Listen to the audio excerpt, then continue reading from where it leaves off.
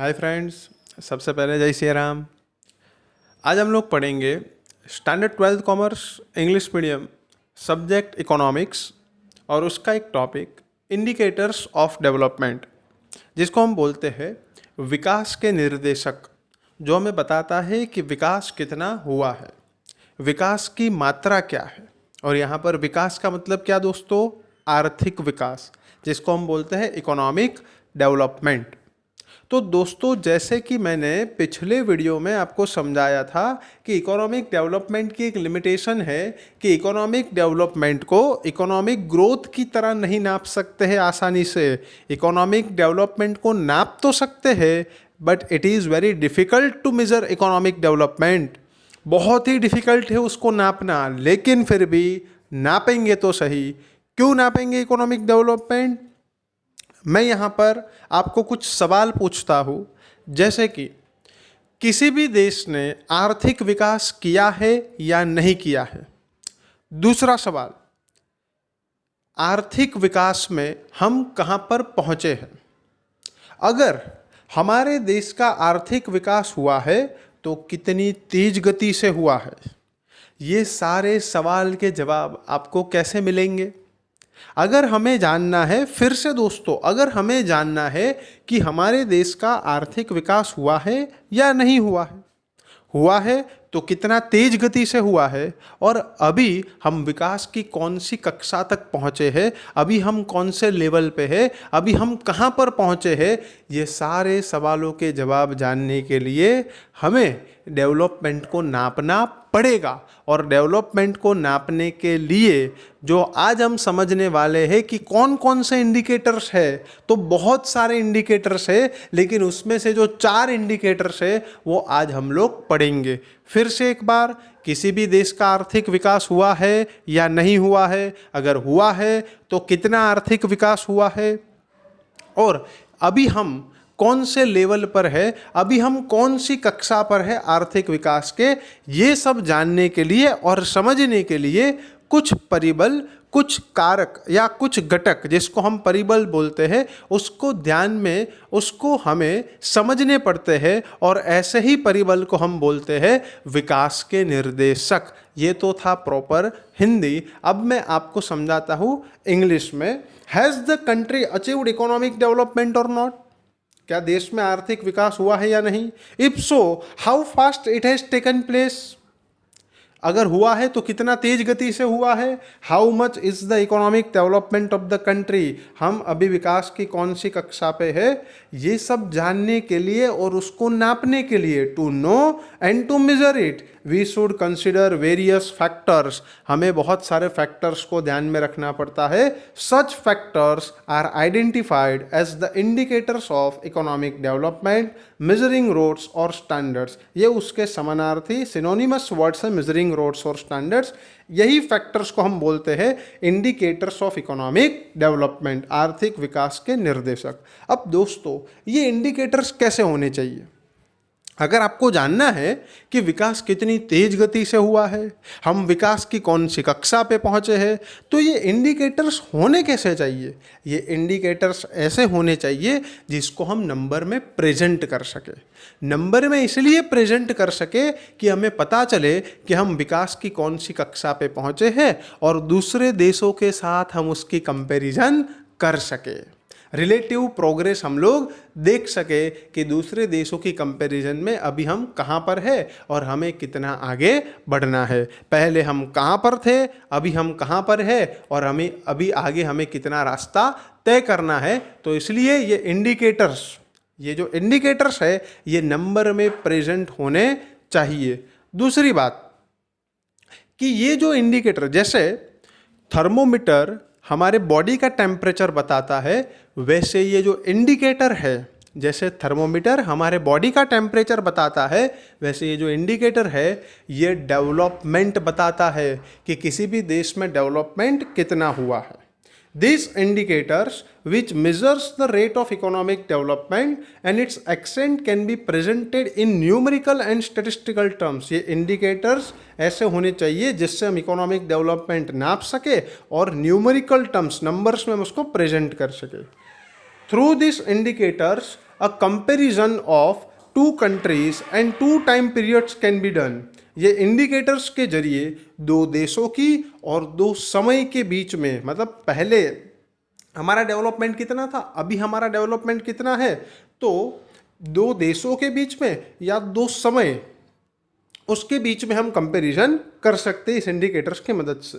Just as thermometer measures the changes in the temperature of human body and records it, development indicators measures the country's development। जैसे thermometer हमारे body के temperature को नापता है, वैसे ये डेवलपमेंट इंडिकेटर्स हमारे देश के विकास को नापता है। Some of the indicators of economic development are as follows. दोस्तों, बहुत सारे इंडिकेटर्स है डेवलपमेंट नापने के लिए, लेकिन जो मेन 4 इंडिकेटर्स है, जो ज़्यादातर दुनिया की गवर्नमेंट जिसका इस्तेमाल करती है, वो 4 इंडिकेटर्स हम लोग यहाँ पर समझेंगे। तो पहला है rate of growth of national income, दूसरा है rate of growth of per capita income, जिसको हम growth rate of national income और growth rate of per capita income भी बोल सकते हैं, तो थोड़ा आसान हो जाएगा। थर्ड है quality of life, physical quality of life index, मतलब PQLI, physical quality of life index. और फोर्थ है ह्यूमन डेवलपमेंट इंडेक्स। तो ये 4 इंडिकेटर्स के बारे में हम लोग पढ़ेंगे, लेकिन इस वीडियो में आपके लिए एक खुशखबरी है। क्या खुशखबरी है? Bye one get one free. यहाँ पर आज हम लोग जिस इंडिकेटर की बात करने वाले हैं, हम लोग एक ही इंडिकेटर समझेंगे, लेकिन उसमें आप 2 इंडिकेटर समझ जाओगे।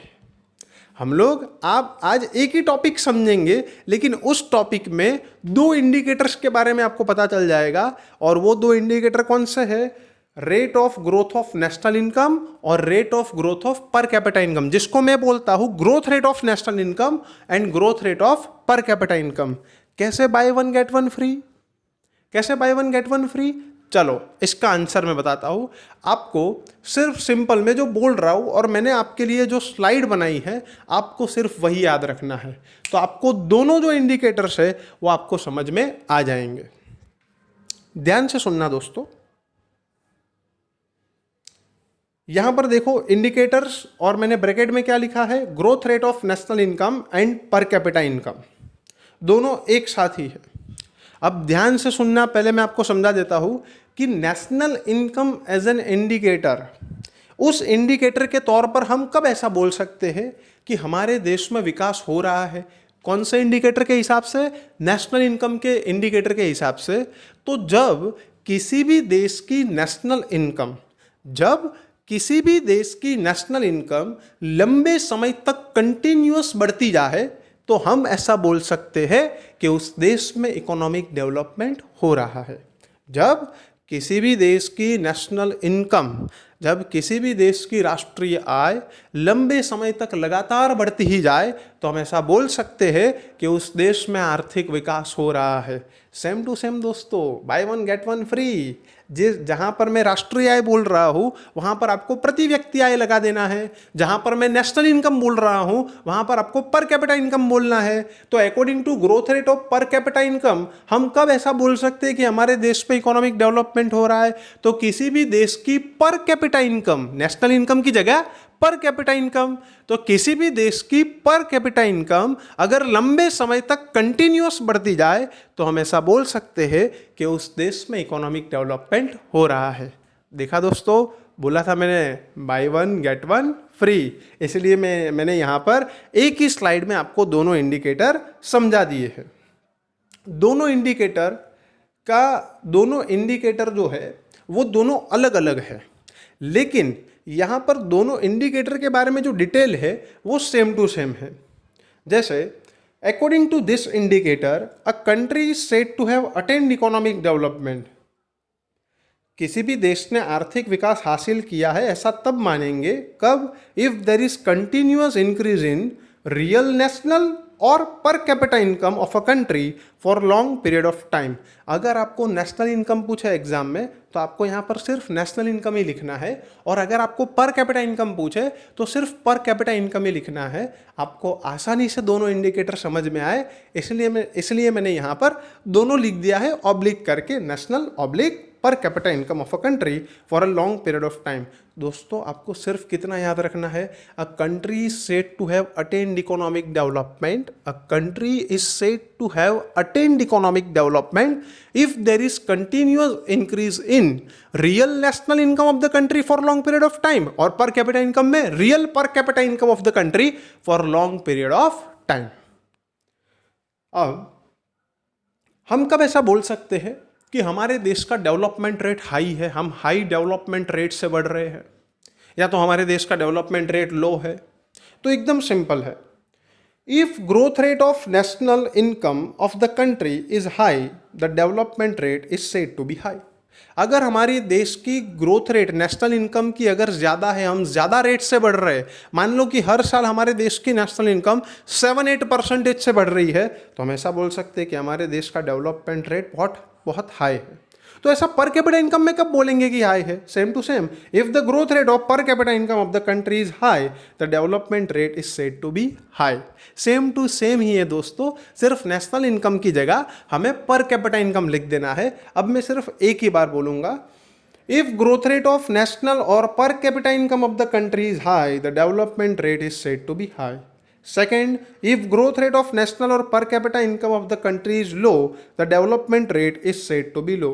अगर हमारे देश की नेशनल इनकम या तो पर कैपिटा इनकम लोअर रेट से बढ़ रही है, तो हम ऐसा मानेंगे कि हमारे देश में आर्थिक विकास का दर भी कम है.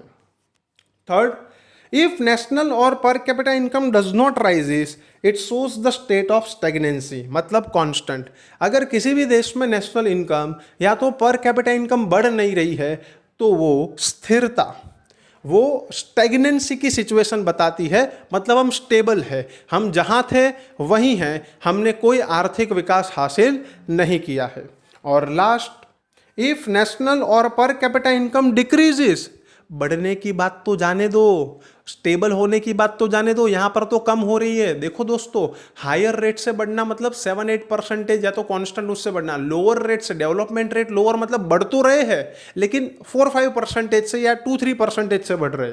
स्टेबल का मतलब हम लोग बढ़ नहीं रहे लेकिन कम भी नहीं हो रहे हैं. और डिक्रीजेस का मतलब जहाँ थे उससे भी कम हो रही है हमारी नेशनल इनकम और पर कैपिटा इनकम.